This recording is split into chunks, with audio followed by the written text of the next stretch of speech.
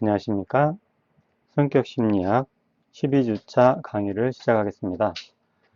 이번 시간에는 스키너의 조작적 조건 형성에 대해서 알아보고 습관 형성, 그리고 조작적 조건 형성의 효과 및 한계에 대해서 활동을 진행하도록 하겠습니다.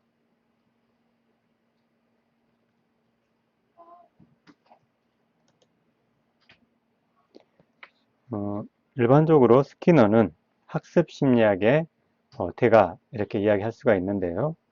학습이란, 여러분들은 학습하면 어떤 게 떠오르나요? 네, 학습은 한문이죠, 한문. 배울 학, 익힐 습. 어떤 분이 학습하니까 학이 시습지면 불역 여로와. 배우고 때때로 익히면 그 또한 즐겁지 아니한가, 뭐 이런 논어에 나와 있는 내용이 떠오른다 이렇게 했는데요. 여기서 배울 학자, 네, 아들 자자가 있죠. 어린 아이가 학습을 하는 거고요. 익힐 습자는 깃, 우자에다가 일백, 백자. 그럼 새가 날개짓을 하면서 100번 이상 이렇게 연습을 하는 거죠. 수백 번 연습을 하는 것이겠죠. 네, 영어로는 learning이라고 합니다. learning, learn, learning, 네, 학습. 우리는 일반적으로 학습하면 뭔가 지식을 배운다 이렇게 생각하는데요. 심리학에서, 학습 심리학에서 말하는 학습의 정의는 보다 포괄적입니다. 어쨌든 심리학에서는 행동주의 입장에서 학습을 설명하고 또 인지주의 입장에서 학습을 설명합니다.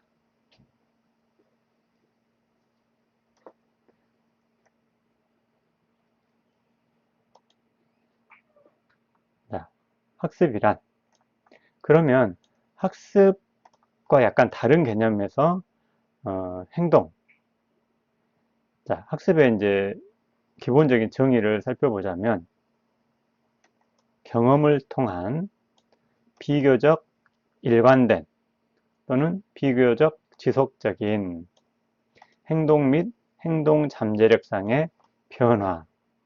자, 그럼 이거는 수식어구죠. 학습이란 말의 가장 기본적인 의미는 행동의 변화를 말합니다. 그런데 이 행동의 변화가 일회성이 아니고 일관된 또는 지속적인 변화라는 거예요. 뭔가를 배운 후에는 그 행동이 다르게 달라진다는 것이죠. 그리고 이런 학습은 경험을 통해서 일어난다는 것인데, 이 경험에 반대되는 요소가 바로 유전. 자, 그렇다면 유전에 의해서 행동이 변화할 수 있다 이 말이죠. 유전에 의한 행동의 변화. 여러분들이 잘 알고 있는 자연 선택살. 네, 자연 선택살. 즉 자연 선택살에서 이제 중요한 게 일종의 DNA의 돌연변인데요. 돌연변이에 의해서 어떤 형질이 새롭게 나타난 형질이 어떤 환경 변화에 유리할 때, 그것이 마치 자연이 선택한 것처럼 그런 돌연변이 개체들이 더 많이 살아남게 되고 유전자를 남기게 되면서 생존하게 된다. 이게 자연 선택설인데요. 자, 여기 제가 간단하게 토끼를 한번 그려봤습니다. 귀가 있고 꼬리, 네, 약간 토끼 같죠? 자, 그러면 자연 선택설에 의해서 토끼는 어떤 방식으로 행동이 변화했냐면 토끼는 깡충깡충 뛰면서 이렇게 지그재그로 다닙니다. 왜 이런 행동을 하는 토끼들이 살아남았을까요? 그것은 토끼를 잡아먹는 육식 동물들은 속도가 굉장히 빨라요. 그러면서 이렇게 직선으로 이렇게 달리죠. 그래서 동물의 왕국이나 이런 데 보면 초식 동물이 거의 따라서 이렇게 잡힐만 하면 방향을 딱 틉니다. 그때 이 육식 동물들은 속도가 빠른 대신 방향 전환이 힘들어요. 네. 그래서 이제 이런 토끼들이 살아남은 거죠. 근데 놀라운 것은 뭐냐면, 이런 자연 환경 속에서 유리한 토끼의 이런 행동 방식이 고속도로에서는 통하지 않습니다. 자, 맹수한테는 이게 상당히 효과적인 전략이었는데요. 고속도로에서 쌩쌩 다니는, 또 계속 차가 오는 이런 상황에서는 토끼가 차라리 그냥 일직선으로 쭉 갔으면 살았을 텐데, 도로상에서 지그재그로 왔다 갔다 하다 보니까 결국에는 이제 차에 치여서 이렇게 죽는 경우가 생기죠. 자, 바로 이겁니다. 유전에 의한 행동 변화는 많은 아주 오랜 시간이 걸리고 환경 변화에 대처하기가 힘들다. 특히 이제 지금 우리 인류는 4차 산업혁명 시대라는 전무후무한 어떤 환경 변화의 시대로 접어들고 있는데 유전자에 의해서 적당한 어떤 행동을 하도록 변화하는 데는 시간이 많이 걸려요. 이거를 보완하기 위해서 나온 것이 우리 인간이 학습을 하는 겁니다. 이거는 경험을 통해서 행동 변화가 가능해지는 거죠. 경험을 통한 비교적 지속적인 행동의 변화. 자, 이거는 결국 무엇을 지향하고 있습니까? 생존이죠, 생존.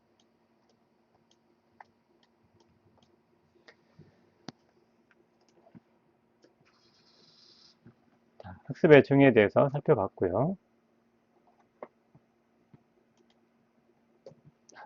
학습 심리학의 대가라고 할 수 있는 스키너의 조작적 조건 형성에 대해서 살펴보겠습니다.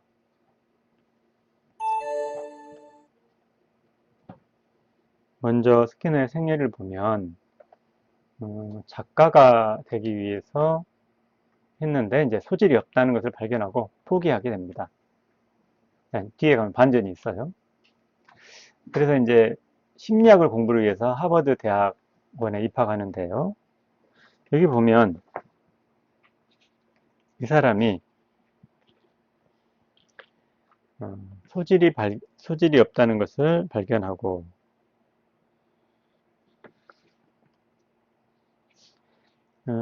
소설보다는 과학적 방법으로 인간을 연구하기로 한 거죠.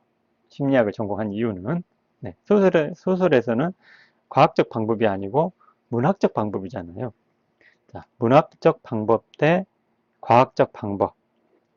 네, 그래서 문학적 방법에서는 좀 재능이 없고 실패를 했지만 과학적 방법으로 인간을 탐구하자, 인간의 마음을 탐구하자. 그래서 이제 대학원에 진학을 했고요. 그러다가 이제 하버드 대학으로 와서 교직 생활을 마감했는데 뒤에 이제 여기 반전이 있죠.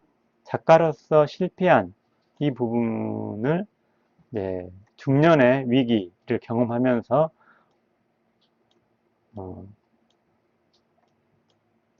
월덴2라는 책을 통해서 자기 치료 또는 뭐 보상을 했다라고 볼 수가 있겠네요. 이 사람이 행동주의의 대표자로 이렇게 유명해지니까 이 사람이 이제 어떤 문학적인 그런 것은 좀 떨어지더라도 또 그 사람 고유의 사상을 바탕으로 한 소설 월덴2라는 소설을 썼는데 이게 이제 사람들한테는 또 어필을 할 수가 있는 내용이죠.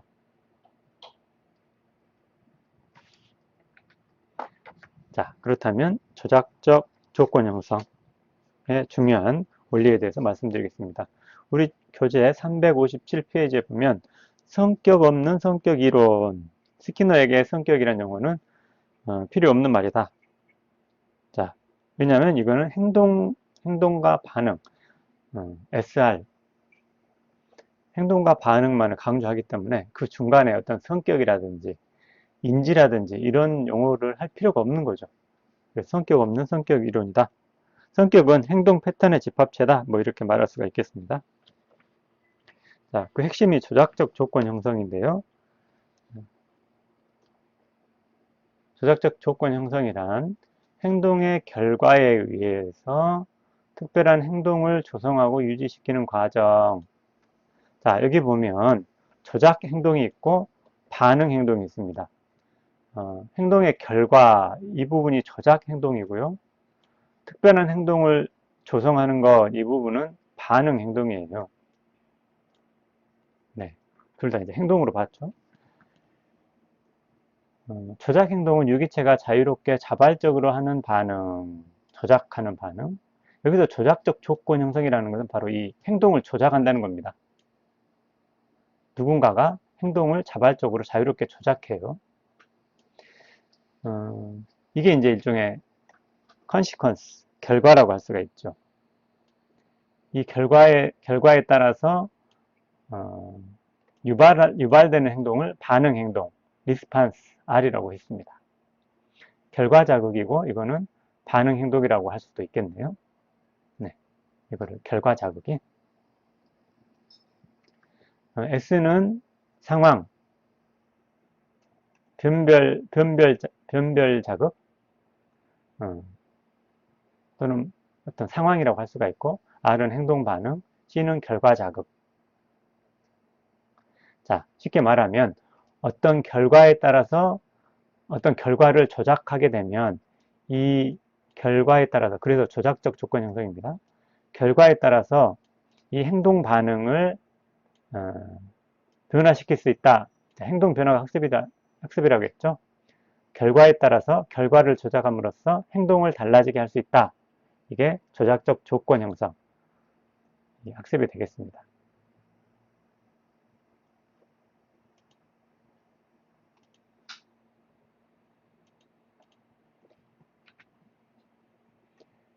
자, 조작적 조건 형성의 주요한 개념으로 수반성, 강화, 처벌 이렇게 했는데요. 수반성, A가 일어나면 B가 약이 될 것이라는 진술 규칙.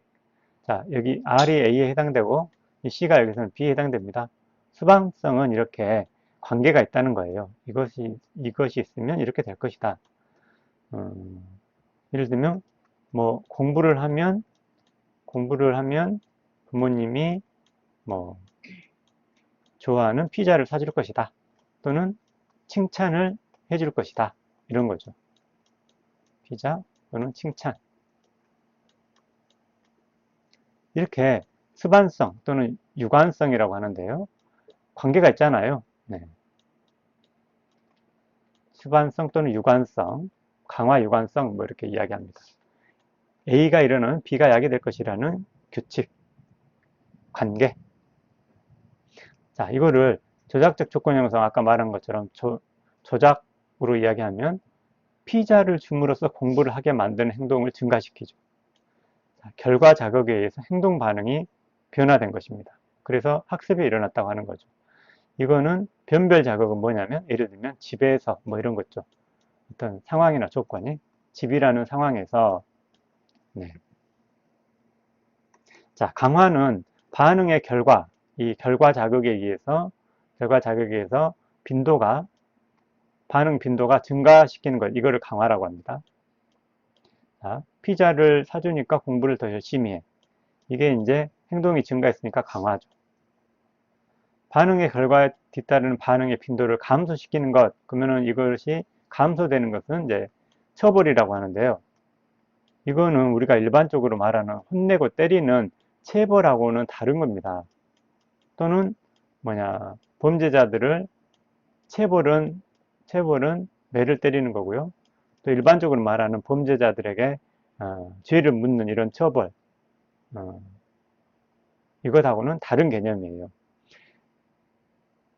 이제 학습심리학의 전문 용어로서 강화는 결과 자극에 의해서 행동 빈도가 증가하는 것, 처벌은 결과 자극에 의해서 행동 빈도가 감소하는 것. 자, 따라서 이제 강화 처벌은 이 결과 자극을 더하냐 빼느냐, 그 다음에 행동 반응이 증가하느냐 감소하느냐에 따라서 2 곱하기 2는 4, 네 가지 강화 처벌 유형이 나타나게 됩니다. 아래 보시죠. 자, 공식 SRC로 외워두세요.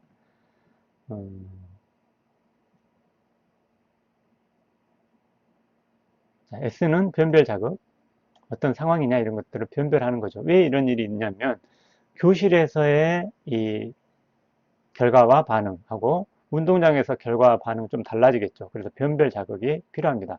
보통 이 부분은 뭐 약간 생략되기도 합니다. 어쨌든 상황은 변별할 수 있는 자극이 있고요. 거기에 따라서 결과 자극하고 행동 반응으로 나눠지는데 이런 방식으로 영향을 미치고 있죠.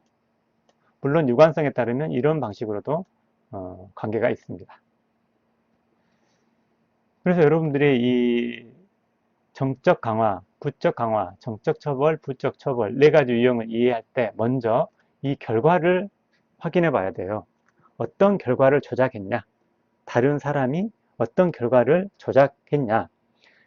뭔가를 더했냐? 아니면 뭔가를 뺐냐? 정적, 부적. 거기에 따라서 반응 행동이 증가했으면 강화, 반응 행동이 줄어들었으면 처벌. 이런 방식으로 연관이 있는 거죠. 네.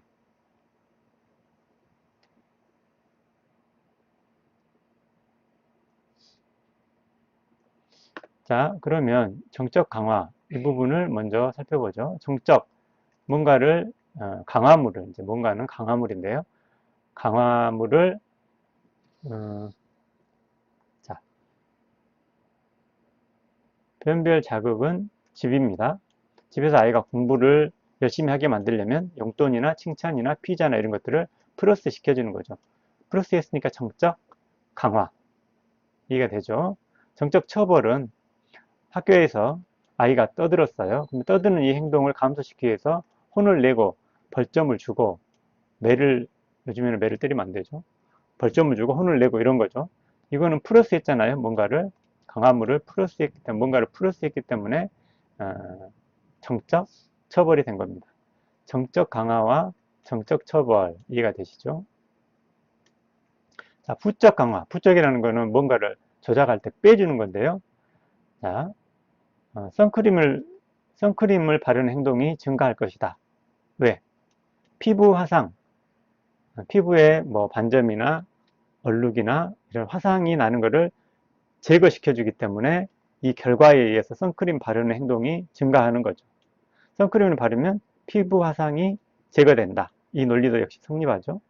그래서 부적 강화, 수영장 또는 야외 또는 어, 해변 이런 것이 되겠네요. 부적 처벌은 어때요? 부적 처벌은 뭔가를 뺨으로써 그 행동을 줄이는 겁니다.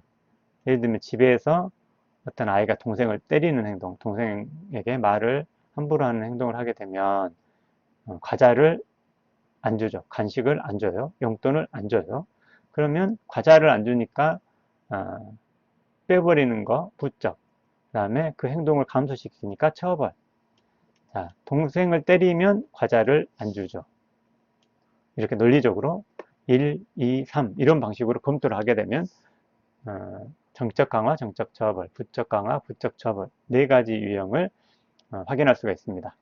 이 저작적 조건 형성은 다른 말로 일반적으로는 당근과 채찍의 원리라고도 하죠. 네. 이 방식은 이제 이론적으로 정립시킨 사람이 뭐 왓슨 그리고 스키너라고 할 수가 있는데요.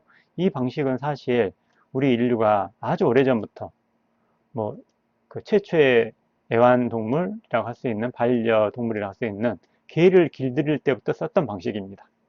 개는 야생의 어떤 자유를 버리고 먹이와 무엇을 위해서 사람들에게 가까이 왔죠? 먹이하고 바로 접촉위안이라고 할 수 있는 쓰다듬어 주기. 쓰다듬어 주면은 개의 신경계에 좋은 자극이 주어지는 거죠. 그래서 개는 먹이하고 쓰다듬기라는 이 강화물을 얻기 위해서 점점 인간 곁으로 오다 보니까 아예 이제 행동이 변해가지고 인간과 함께 살게 된 겁니다. 이미 인간들은 이걸 알고 있었어요. 그거를 체계화시킨 것이 바로 조작적 조건 형성의 원리다. 자, 이때 강화물이 있는데요. 강화물은 이 결과 자극에 대해서 반응하게 만드는 이런 것들이죠. 그래서 이제 강화물에는 음식이라든지 접촉, 쓰다듬기 이런 거는 신경계에 근거해서 어떤 강화물의 강화를 일으키는 이제 속성을 가지고 있어요. 식욕, 성욕, 수면욕을 만족시켜 주는 거죠. 생명 안전 욕구, 또 생명 욕구 이런 것들을 만족시켜 줘요. 신경계에 근거하고 있기 때문에 내가 그냥 뭐 예를 들면 음식을 먹을 때 좋은 기분이 드는 거를 내가 음식을 먹었다 나쁜 기분이 들어버려야지 라고 한다고 해서 되는 건 아니죠. 신경계에서 그렇게 진화되어 있는 거기 때문에. 자, 1차 강화물하고 연합돼서 강화물의 속성을 지니는 것이 바로 2차 강화물인데요. 2차 강화물의 대표적인 거는 돈이나 카드입니다. 여러분들이 친구 집에 갔더니 귀여운 고양이 또 강아지가 있었어요. 그래서 고양이에게 카드를 주면서 야 고양이야 너 강아지야 이거 가지고 개껌 사 먹어. 그러면은 고양이가 그거를 딱 가지고 가서 개껌을 사 먹겠죠. 물론 아닙니다. 근데 여러분들이 다음에 이제 친구 자녀들에게 이런 것들을 한다면 어쩌겠어요?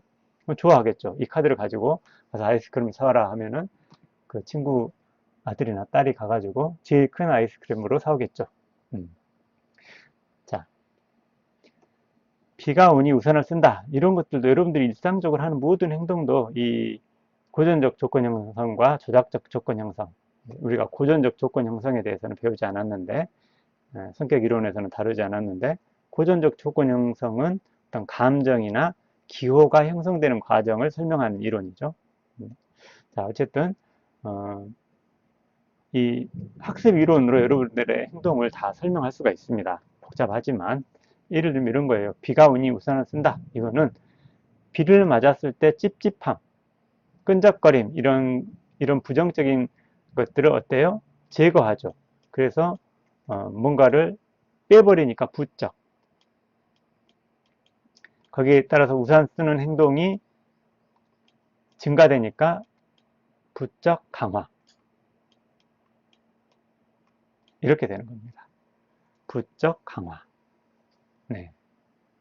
자, 우산을 쓰면 찝찝함이 사라진다. 네. 논리가 맞죠? 무엇을 컨트롤했는가, 조작했는가, 그 다음에 반응 행동은 무엇이고, 다시 이것이 이 관계가 성립되는가, 이 세 가지를 모두 1, 2, 3을 다 검토해야지만이 제대로 된 유형을 확인할 수가 있습니다. 이거는 아주 중요하고 또 시험에도 꼭 나오는 거니까 확실하게 알아두기 바랍니다.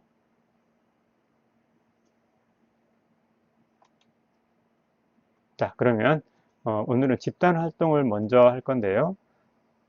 습관 형성 과정을 알아보도록 하겠습니다.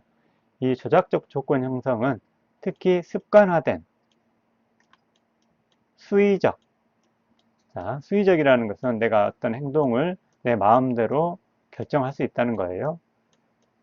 손발을 움직이는 것은 수의적이죠. 그런데 심장이 뛰는 것은 불수의적입니다. 내가 심장이 뛰는 것을 내 마음대로 결정하는 건 아니기 때문에 어쨌든 이 수의적인 행동의 학습과 연관되어 있고 특히 어떤 습관이 형성되는 데에서는 이 조작적 조건 형성의 원리로 많은 부분을 설명할 수가 있죠. 어렸을 때 경험을 떠올려서 여러분들이 부모님이 좋은 습관을 기르기 위해서 어떻게 했는지 설명해 보세요. SRC 공식으로 뭐 방금 앞에 나와 있는 것처럼 네, 부모님이 공부를 하도록 하기 위해서 공부하면 칭찬을 해줬다. 집 공부 부모님이 용돈을 줌 이런 형태로 SRC 이렇게 한 다음에 이걸 먼저 공식으로 표현하고 그 다음에 설명을 적기 바랍니다. 반대로 안 좋은 습관을 하게 되면 이거를 또 어떤 방식으로 안 좋은 습관을 바꾸는 것은 일종의 이제 뭐 처벌이 되겠죠. 그래서 어떤 방식으로 했는지. 자, 이런 과거의 경험을 떠올려서 이런 방식을 지금은 어떻게 하고 있나. 예전에 어떤 친구들은 수업 때 물어보니까 부모님이 청소를 하면 뭐 용돈을 줬다. 그런데 지금 이제 대학생이나 어른이 됐을 때 그런 훈육 방법을 지금도 적용한다면 어떨까요? 지금 그렇게 한다면 뭐 대부분 용돈을 주더라도 안 한다 라거나 용돈을 안 줘도 한다 뭐 이렇게 이야기할 수가 있겠네요. 그 훈육 방법이 지금 현재 삶에서는 그대로 적용되고 있는지 또는 반대로 하고 있는지 또는 다르게 하고 있는지를 검토해 보기 바랍니다. 자신의 사례를 적고 다른 사람의 글에 대해서 피드백을 3개 이상 남겨주기 바랍니다.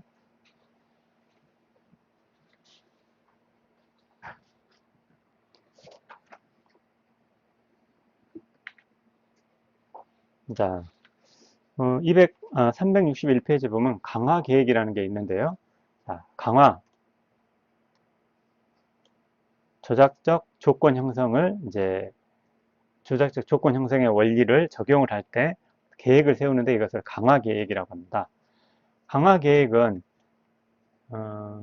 스키너가 쥐를 가지고 실험을 할 때 어떤 반응에 대해서 계속 강화물을 줬어요. 그러니까 쥐가 레버를 누르면 먹이가 주어지는 것이죠. 근데 이거를 계속 했더니 너무 가난한 대학원생이었던 스키너가 감당할 수 없을 정도로 사료 비용이 너무 많이 들어가는 거예요. 그래서 어느 날 한번 이제 이거를 지가 누를 때마다 주는 게 아니고 그걸 바꿔봤습니다. 지가 뭐 5번 눌러야지만이 먹이가 떨어지는 걸로. 이런 식으로 했더니 지가 더 이 레버 누르는데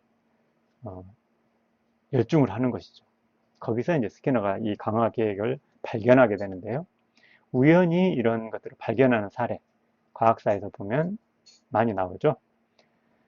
어쨌든 계속 강화해 주는 것을 연속 강화 또는 계속 강화라고 하고, 차별 강화, 부분 강화, 간헐적 강화.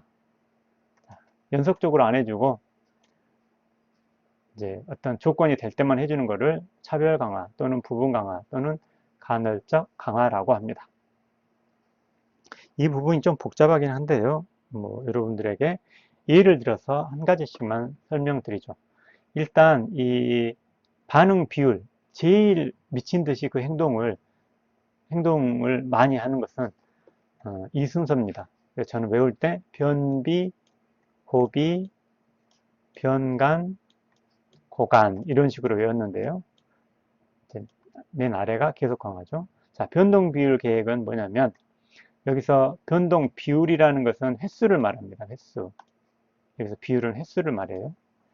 자, 카지노 도박인데요. 카지노 도박이 얘인데요. 카지노는 비율이 정해져 있어요. 몇 퍼센트 확률로 이제 잭팟이 터져. 이게 정해져 있지만 그 횟수는 뭐 10번째 된다, 20번째 된다 이런 게 아니죠.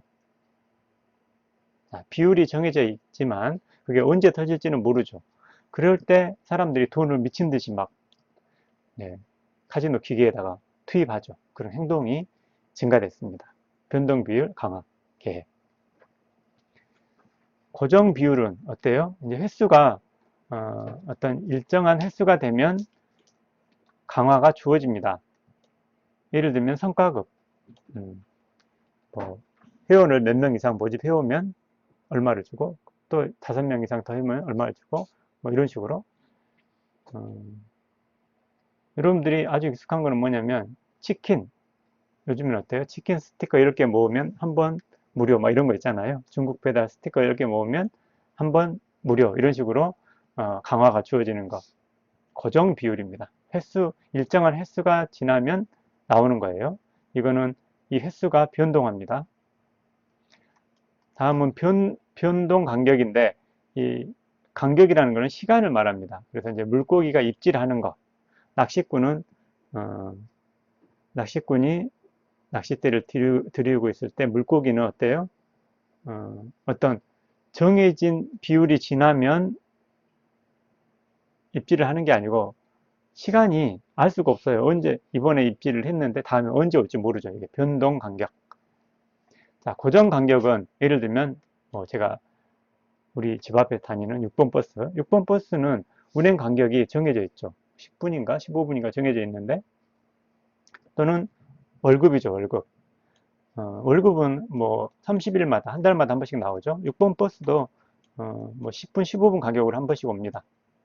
그래서 월급날이 가까워지면 통장을 더 신경 쓰게 돼요. 6번 버스가 이제 올 시간이 되면 더 자주 반응을 보이죠. 이게 고정 간격. 네, 이렇게 예를 들어서 참고를 하시기 바랍니다.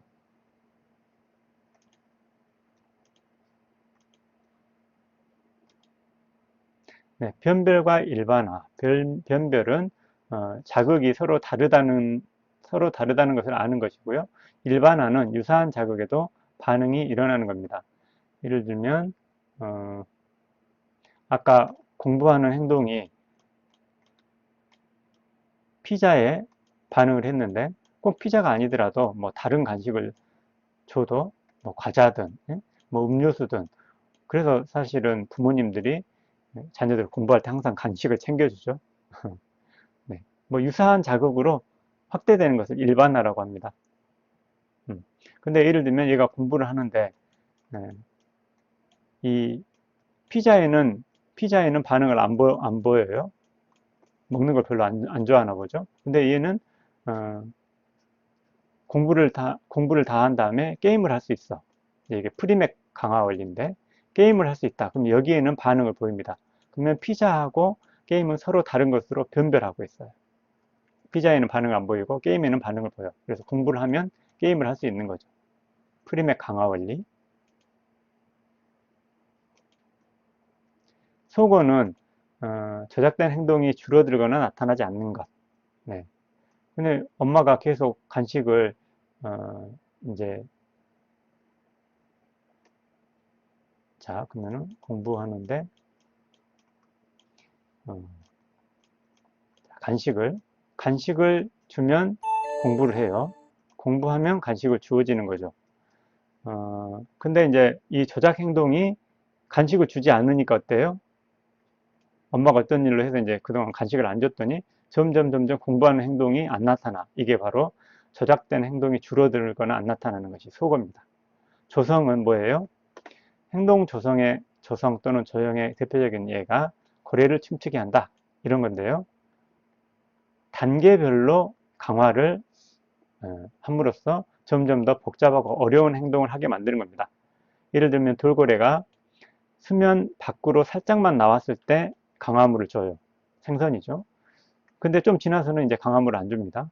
그래서 배가 고파서 너무 미치겠다. 이게 고래가 바깥으로 뛰어 올랐어요. 그랬더니 이제 먹이를 줘요. 또 한동안은 또 이제 뛰어 올라도 먹이를 안 줍니다. 꼬리로 일어서 가지고 5m, 10m를 전진해야지만이 간식을 줍니다. 아니, 먹이를 줍니다. 이런 형태로 점점 어려운 행동을 하도록 만들어가는 과정, 조성 또는 조형이라고 합니다.